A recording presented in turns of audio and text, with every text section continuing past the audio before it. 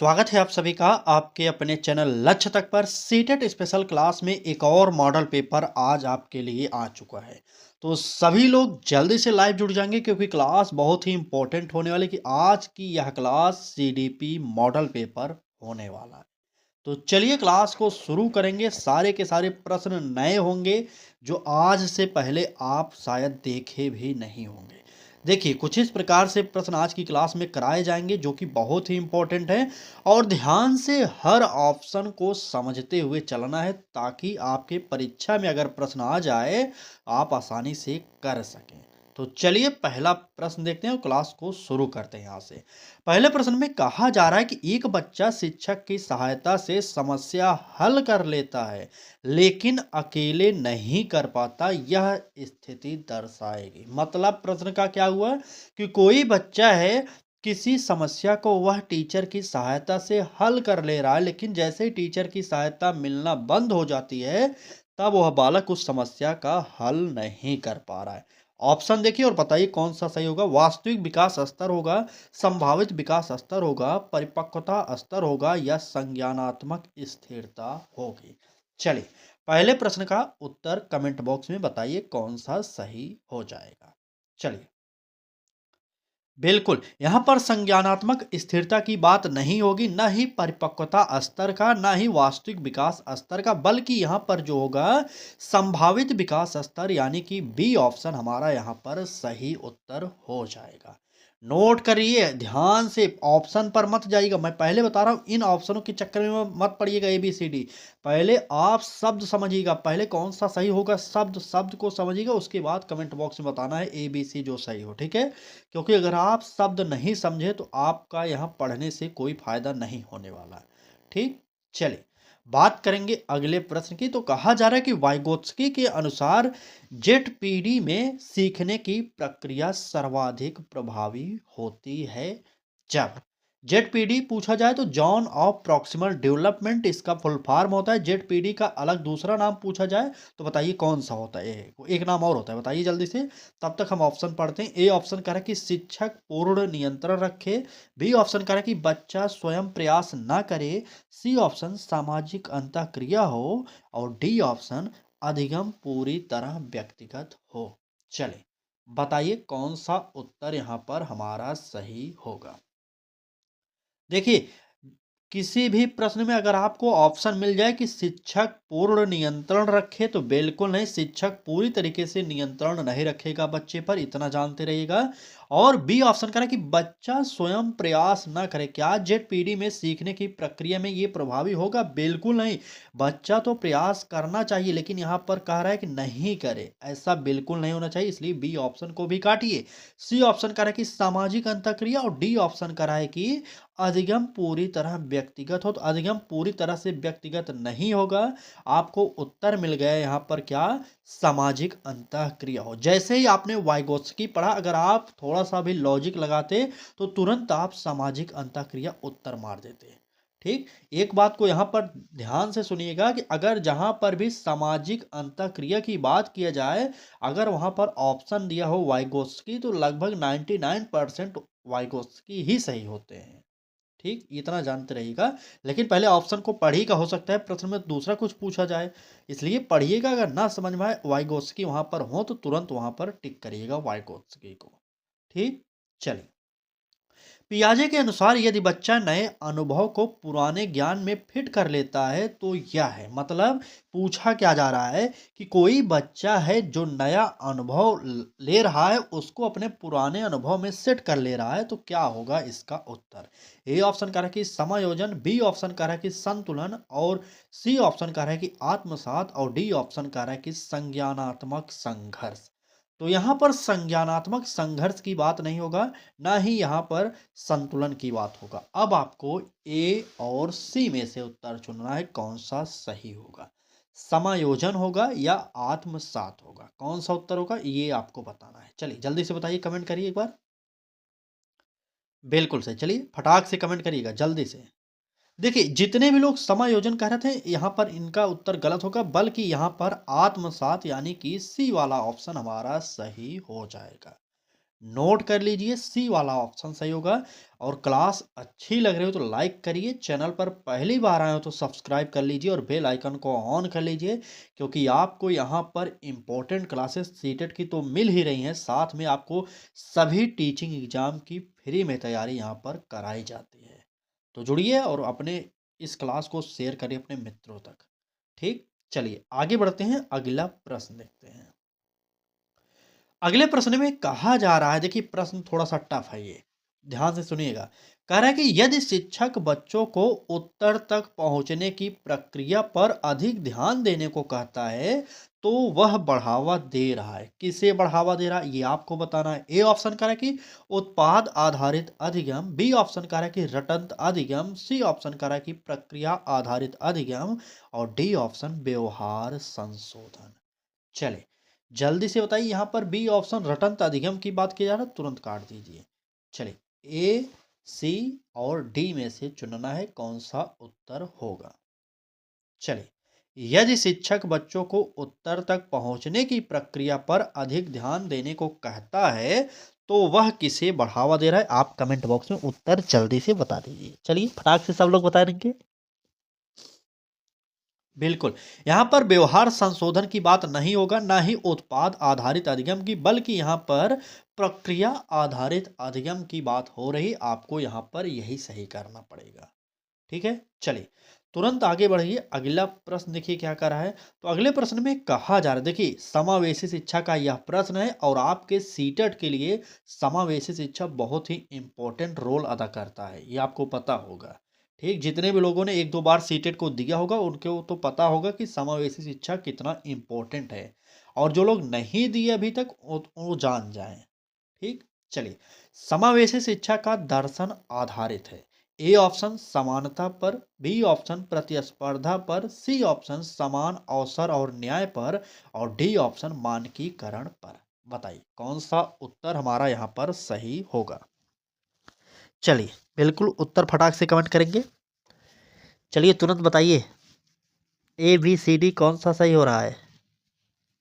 देखिए यहाँ पर जितने भी लोगों ने प्रतिस्पर्धा बी ऑप्शन को टिक किया उनका गलत होगा, मानकीकरण पर नहीं होगा। अब आपको ए सी में से चुनना है। तो यहाँ पर साफ साफ जान जाइए कि जहाँ पर समावेशी शिक्षा की बात हो वह क्या होगा उत्तर, समान अवसर और न्याय पर। देखिए समान अवसर का मतलब क्या हो गया कि सभी बच्चों को एक ही प्रकार से अवसर दिया जाए सीखने के लिए। ऐसा नहीं है कि बालक के सीखने की प्रक्रिया समान की जाए, बिल्कुल नहीं, सीखने की प्रक्रिया को समान ना करके बल्कि बालक के अनुरूप करेंगे, लेकिन अवसर समान देंगे कि बालक सभी अपने हिसाब से सीख सकें।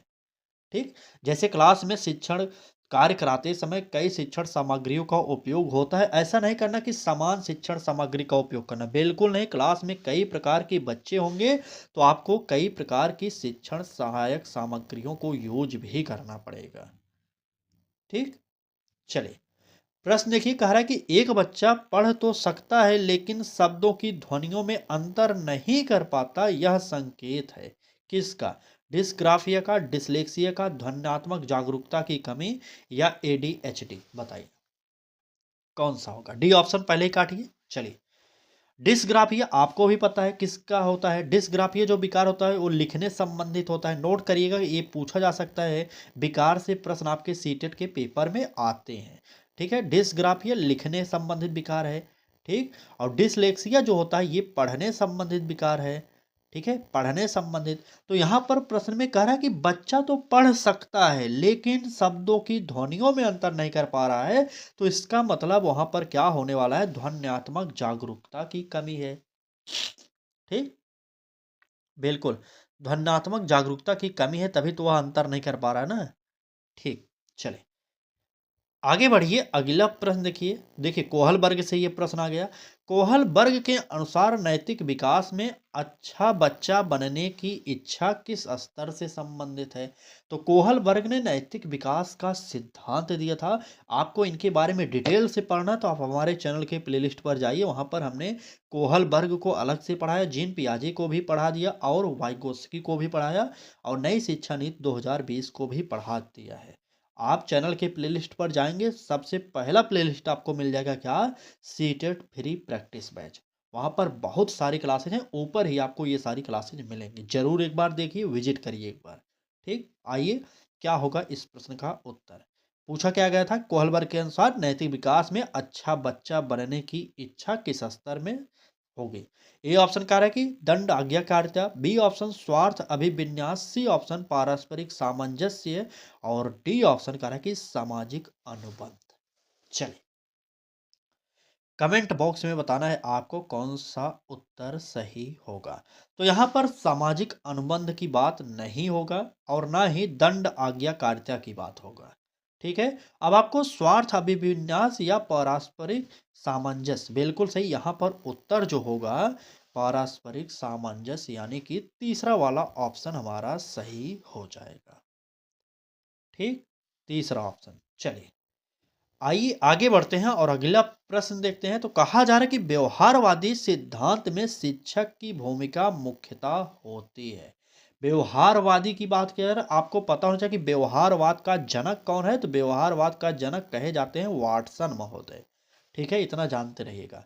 ए ऑप्शन कह रहा है कि अधिगम करता, सह अधिगम करता, बी ऑप्शन नियंत्रण व सुदृढ़ीकरण करता और सी ऑप्शन परामर्शदाता और डी ऑप्शन निरीक्षण। यहाँ पर देखेंगे तो परामर्शदाता भी ऑप्शन सही हो सकता था, लेकिन अब कई लोग सी ऑप्शन बता रहे, लेकिन यहाँ पर गलत होगा। कैसे, अभी मैं बताता हूँ। चलिए, आपने प्रश्न को नहीं पढ़ा सीधे सीधे। यहाँ पर शिक्षक की भूमिका तो सही है, लेकिन यहाँ पर एक शब्द आगे जोड़ दिया गया व्यवहारवादी सिद्धांत में।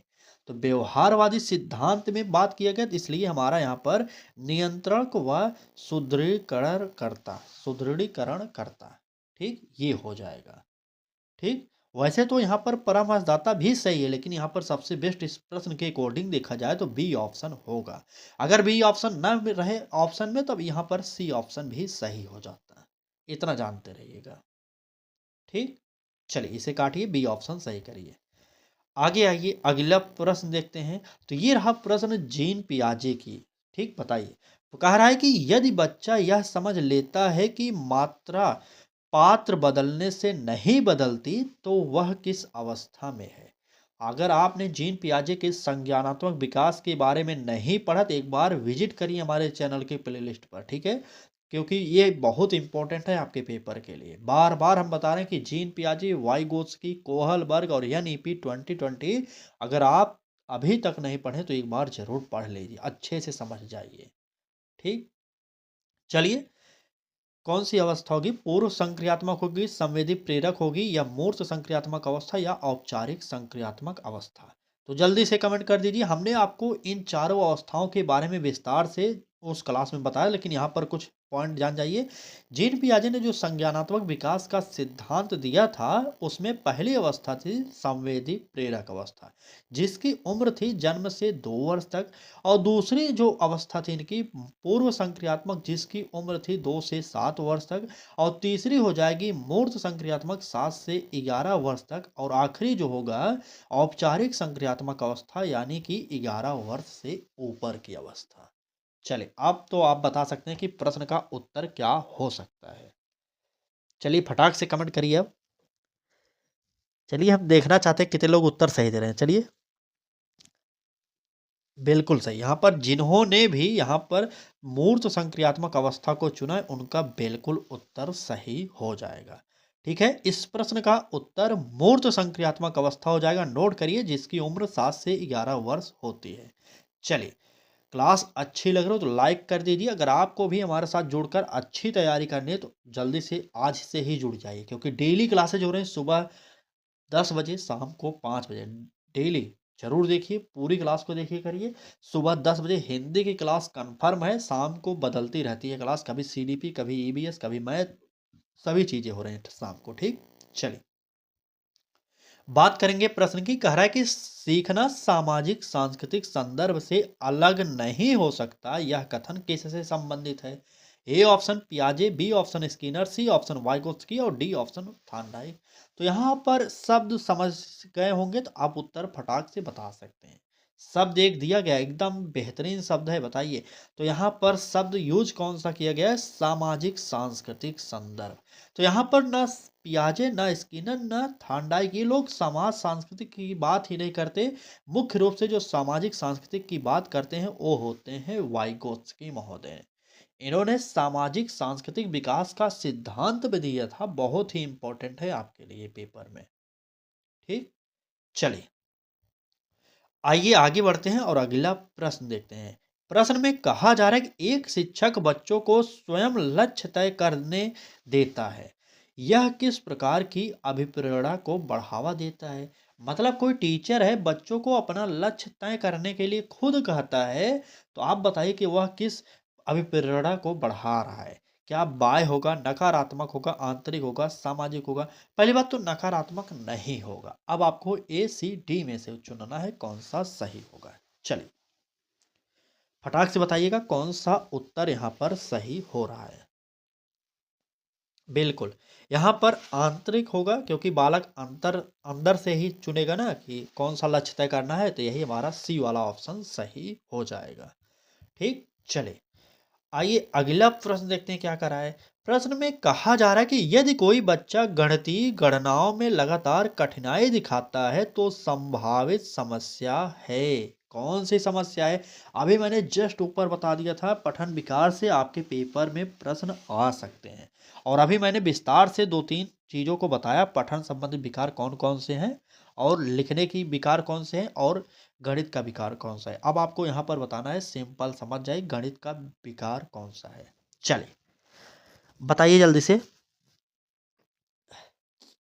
बिल्कुल, जितने भी लोगों ने सी ऑप्शन बताया उनका गलत होगा भाई साहब। हमने आपसे पहले कहा था सी ऑप्शन पर मत जाइए। यहाँ पर देखिए सी ऑप्शन डिस्ग्राफिया है, तो डिस्ग्राफिया मतलब क्या होता है? लिखने संबंधित। ये लिखने संबंधित विकार है, ठीक है। ग्राफिया, ग्राफिया का मतलब हो गया एक प्रकार से लिखना, ठीक है, इतना जानते रहिए। और क्या करा है कि डिसलेक्सिया, ये पढ़ने संबंधित विकार है। नोट कर लीजिएगा, पढ़ने संबंधित विकार है ये, ठीक। और यहाँ पर इस प्रश्न का जो उत्तर होगा डिसकैलकुलिया, यानी कि गणितीय विकार डिसकैलकुलिया कहा जाता है। ठीक, बिल्कुल, डिसकैलकुलिया गणितीय विकार को ही कहा जाता है। नोट करिए, बी ऑप्शन सही होगा। और आगे बढ़िए, अगला प्रश्न देखते हैं।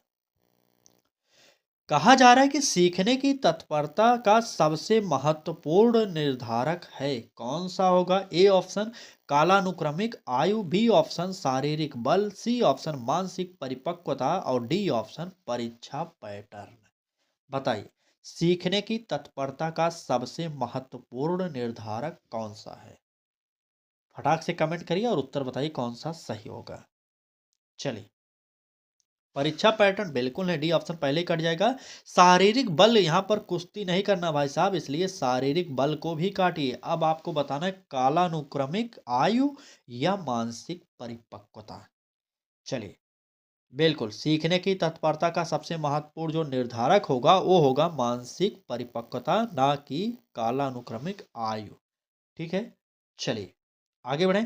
देखिए, आखिरी समय जितना भी आपके पास बचा है उसमें अधिक से अधिक प्रैक्टिस सेट को हल करिए। आप अधिक से अधिक प्रश्नों से परिचित रहेंगे तभी तो आपको पता होगा कि किस प्रकार से प्रश्न पूछा जा सकता है। ये क्लास देखने के अलावा भी आप कुछ पढ़ाई करिए, जो भी आपके पास सीटेट से संबंधित बुक हो उन्हें और स्पीड से पढ़िए और समझिए, क्योंकि समय बहुत कम बचा है। अगर आप किताबें पढ़ चुके हैं, प्रैक्टिस सेट करना चाह रहे हैं, तो प्रैक्टिस सेट को भी खरीदिए मार्केट से, अगर आपके पास उतनी क्षमता है। नहीं तो आप कई जगह से आप प्रैक्टिस सेट हल कर सकते हैं, ठीक है, यूट्यूब पर। चलिए, अगर अच्छी प्रैक्टिस सेट ना मिल रहे हो तो यहाँ पर देखिए हमने कई बुक को आपको लगा दिया है, आप ऑनलाइन मंगा लेंगे, 2-4 दिन में आपके घर पहुँच सकता है। चलिए, बाकी आपकी इच्छा है, अगर आप जैसे भी पढ़ रहे हैं लेकिन पढ़ाई करिए आखिरी समय में, ठीक। बात करेंगे प्रश्न की, कहा क्या रहा है? कह रहा है कि शिक्षक यदि कक्षा में विविध उत्तरों को स्वीकार करता है तो यह दर्शाता है, क्या दर्शाएगा? ए ऑप्शन कह रहा है कि परीक्षा केंद्रित दृष्टिकोण, बी ऑप्शन रचनावादी दृष्टिकोण, सी ऑप्शन दंडात्मक दृष्टिकोण और डी ऑप्शन व्यवहारवादी दृष्टिकोण। चले, प्रश्न संख्या 14 का उत्तर हमने पहले ही सी ऑप्शन को काटा है। ए, बी और डी में से उत्तर आपको बताना है। चलिए, यदि कक्षा में विविध उत्तरों को स्वीकार करता है कोई शिक्षक तो क्या दर्शा रहा है? ए ऑप्शन क्या कर रहा है? परीक्षा केंद्रित दृष्टिकोण। बिल्कुल नहीं, कई उत्तरों को स्वीकार करने का मतलब नहीं है कि परीक्षा ही करानी है, बिल्कुल नहीं, ए ऑप्शन काट दीजिए। और बी ऑप्शन रचनावादी दृष्टिकोण, और सी डी ऑप्शन कह रहा है कि व्यवहारवादी दृष्टिकोण। यहाँ पर व्यवहारवादी ना होकर के रचनावादी दृष्टिकोण, यानी कि बी ऑप्शन यहाँ पर सही हो जाएगा। ठीक, बिल्कुल बी ऑप्शन यहाँ पर सही करिएगा, दूसरा वाला। चलिए आगे आइए, पियाजे से एक और प्रश्न आ गया। पियाजे के अनुसार संतुलन का उद्देश्य है, संतुलन का उद्देश्य क्या होने वाला? ए ऑप्शन करा कि भ्रम उत्पन्न करना, बिल्कुल नहीं, भ्रम उत्पन्न करना नहीं होगा। बी ऑप्शन करा कि अस्थिरता बनाए रखना। भाई साहब अस्थिरता नहीं, स्थिरता बनाए रखना होना चाहिए था, इसलिए बी ऑप्शन को भी काटिए। सी ऑप्शन करा कि संज्ञानात्मक संतुलन प्राप्त करना, और डी ऑप्शन करा कि रटन अधिगम बढ़ाना। तो यहाँ पर रटने की बात हो रहा है, इसलिए डी ऑप्शन काटिए। उत्तर जो होगा सी ऑप्शन सही हो जाएगा। ठीक, सी ऑप्शन। चलिए आगे आइए, अगला प्रश्न देखते हैं। तो कहा जा रहा है कि एडीएचडी से ग्रसित बच्चे के लिए सबसे उपयुक्त रणनीति है। क्या रणनीति होने वाली है? छोटे छोटे कार्य होंगे, गतिविधि आधारित शिक्षण होंगे, लंबे एकालाप होगा, या स्पष्ट निर्देश होगा? तो प्रश्न संख्या 16 का उत्तर कमेंट बॉक्स में बताइए, कौन सा सही होगा। चलिए चलिए, यहाँ पर थोड़ा सा त्रुटि हो गई इस प्रश्न में, लगता है क्या? गतिविधि आधारित शिक्षण, बिल्कुल सही। चलिए यहाँ पर दूसरा वाला ऑप्शन सही करेंगे, गतिविधि आधारित शिक्षण, यानी कि बी ऑप्शन हमारा यहाँ पर सही हो जाएगा। ठीक, यहाँ पर इसमें कुछ हद तक सी ऑप्शन भी सही हो सकता है, ठीक है, कुछ हद तक यह सी ऑप्शन भी सही लग रहा है मुझे, लेकिन यहाँ पर गतिविधि आधारित शिक्षण देने के कारण यहाँ पर बी ऑप्शन हमारा सही हो जाएगा। नोट करिएगा, अगर बी ऑप्शन ना रहे तो सी ऑप्शन को भी टिक कर लीजिएगा पेपर में, अगर इस प्रकार से प्रश्न आता है तब। ठीक, लेकिन यहाँ पर बी ऑप्शन सही करेंगे। चलिए आगे बढ़ते हैं, अगला प्रश्न देखते हैं। प्रश्न में कहा जा रहा है कि शिक्षक द्वारा दिया गया त्वरित फीडबैक मुख्यतः सुधार करता है। किस पर करेगा? क्या स्मृति पर करेगा? बिल्कुल नहीं। प्रेरणा पर करेगा? बिल्कुल नहीं। सीखने की गुणवत्ता पर या दंड प्रभाव पर? बिल्कुल, यहाँ पर सीखने की गुणवत्ता पर सुधार करेगा। ठीक है, अगर आपको भी इस प्रकार से उत्तर निकालना आना चाहिए तो आप डेली क्लासेज को जरूर देखिए, सिर्फ 2-3 दिन क्लासेज देखिए, उसके बाद आप खुद जान जाएंगे कि यहाँ पर आपको पढ़ने से फायदा होगा कि नहीं होगा। ठीक, चलिए आगे बढ़े, आगे बढ़े, बताइए। चलिए क्लास को आगे बढ़ाते हैं और अगला प्रश्न देखते हैं क्या कह रहा है। प्रश्न में कहा जा रहा है कि मेटाकॉग्निशन का अर्थ है याद करना, बिल्कुल नहीं। सोच हो सकता है, और सोच के बारे में सोचना ये भी हो सकता है। अनुकरण यहाँ पर नहीं होगा। अब आपको बताना है सोच होगा या सोच के बारे में सोचना होगा। मेटाकॉग्निशन का अर्थ क्या होता है, बताइए। चलिए सभी लोग कमेंट करके बताएंगे मेटाकॉग्निशन का अर्थ क्या होगा। जितने भी लोगों ने यहाँ पर सोच बताया, सिर्फ सोच नहीं होगा, बल्कि यहाँ पर सोच के बारे में सोचना, ये वाला ऑप्शन हमारा सही हो जाएगा। सोच के बारे में सोचना। ठीक, बिल्कुल। चलिए आगे आइए, अगला प्रश्न देखते हैं क्या कह रहा है। तो प्रश्न में कहा जा रहा है कि बाल केंद्रित कक्षा में अनुशासन का आधार होता है। कैसा आधार होगा? भय का, दंड का, आत्मनियंत्रण का, या शिक्षक का अधिकार का? तो बताइए कौन सा उत्तर यहाँ पर सही होगा। देखिए, बात बाल केंद्रित की हो रही है तो बालक को केंद्र में रखकर ही आपको उत्तर चुनना पड़ेगा। यहाँ पर भय की बात ना करेंगे, ना ही दंड की बात करेंगे। अब आपको आत्मनियंत्रण या शिक्षक का अधिकार, देखिए भाई, यहाँ पर बाल केंद्रित कक्षा जब कहा गया तो यहाँ पर शिक्षक का अधिकार कैसे होगा? बिल्कुल डी ऑप्शन काट दीजिए, आत्मनियंत्रण वाला ऑप्शन सही हो जाएगा। ठीक, देखिए, कोशिश पूरी यही है हमारी कि आपका एक भी सेकंड वेस्ट ना होने पाए। जितने भी लोगों को क्लास अच्छी लग रही वो अच्छे से पढ़ सकते हैं। ठीक है, ज़्यादा समय वेस्ट करना ये हमारा तरीका नहीं है, इसलिए लगातार देखते होंगे जितनी भी देर, आधे घंटे 1 घंटे जितनी भी देर क्लासेज होती लगातार हम बोलते रहते हैं, एक भी सेकंड रुकते नहीं हैं। रुकते कब हैं? जब 2-4 सेकंड आपको उत्तर देना होता है तब। ठीक, बाकी टाइम वेस्ट नहीं करना है, टाइम जो भी है उसमें अधिक से अधिक पढ़ाई करना है, अधिक से अधिक प्रैक्टिस सेट करना है, अधिक से अधिक रिवीजन करना है, सब इसी में करना है। ठीक है? तो ये ऐसा नहीं कि आप लोग दिन भर यही प्रैक्टिस सेट ही देखते रहेंगे, ऐसा नहीं करना है आपको। जो भी किताबें हों आपके पास, आप खुद किताबों को पढ़िए, क्योंकि किताबें एक ऐसी माध्यम होती हैं जो परीक्षा में आपको अच्छा स्कोर दिला सकती हैं। 100 या 110, 120 जो भी होगा, किताब पढ़िए, अधिक से अधिक नंबर पा सकते हैं। ठीक? चलिए, मतलब समय होगा तो रिवीजन कर लीजिए, नहीं तो प्रैक्टिस सेट करिए, आप अपने हिसाब से तैयारी करिए भाई साहब। ठीक है? चलिए, और कोई भी यूट्यूबर हो, कोई भी शिक्षक हो ऑनलाइन वाला, कोई भी आपको पास नहीं कराएगा। बस वो आपको नए-नए प्रश्नों से परिचित करा सकता है, अपनी तरफ से गेस पेपर आपको प्रोवाइड करता है कि हाँ, ये इम्पोर्टेंट है, यहाँ से प्रश्न आ सकता है। बाकी आखिरी फैसला तो सीटेट के पेपर सेटर का ही होगा, जो सेट कर रहा है पेपर। ठीक है? चलिए, प्रश्न देखिए, कह रहा है कि शिक्षक यदि बच्चों की गलतियों को सीखने का अवसर मानता है, तो वह किस दर्शन से जुड़ा है? ए ऑप्शन व्यवहारवाद, बी ऑप्शन रचनावाद, सी ऑप्शन अनुशासनवाद और डी ऑप्शन परीक्षणवाद। तो यहाँ पर परीक्षण की बात ना करके, अनुशासनवाद की बात ना करके, व्यवहारवाद और रचनावाद आपको चुनना है, कौन सा सही होगा। चलिए, शिक्षक यदि बच्चों की गलतियों को सीखने का अवसर मानता है, तो वह किस दर्शन से जुड़ा है? वह व्यवहारवाद से नहीं जुड़ेगा। आप लोग रचनावाद को टिक करिएगा, बी ऑप्शन यहाँ पर सही हो जाएगा। ठीक, बिल्कुल, बी ऑप्शन सही कर लीजिए।